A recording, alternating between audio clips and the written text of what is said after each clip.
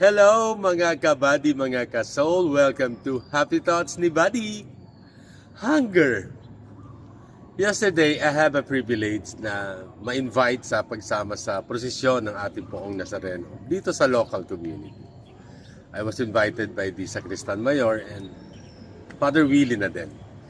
And I was so happy in participating in it because I was able to see the faces, different faces ng mga taong sumasalubong, naghihintay sa bahay. I was able to see hope through faith.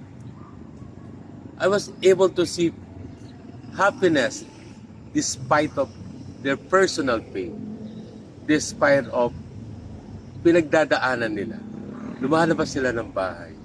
And they are praying or joining us in participating in the procession.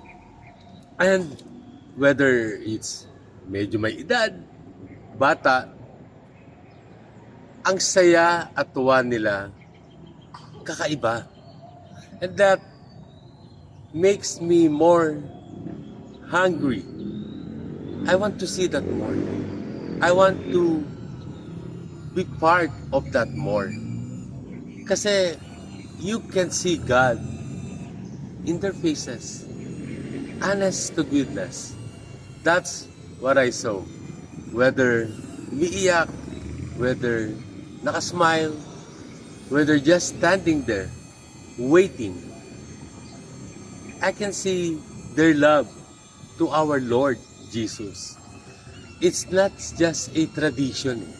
It's not just seeing the image or the yung pare na kasama or kami na nasa taas ng truck. Hindi yun eh.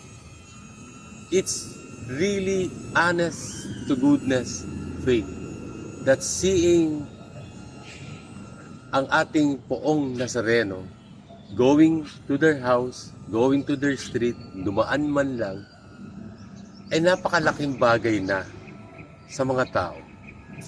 And I was corrected because before I don't really believe in it because for me it's just a tradition.